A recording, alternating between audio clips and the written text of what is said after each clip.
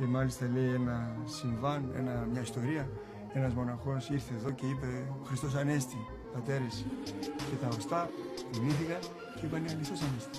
Δηλαδή η ζωή συνεχίζεται.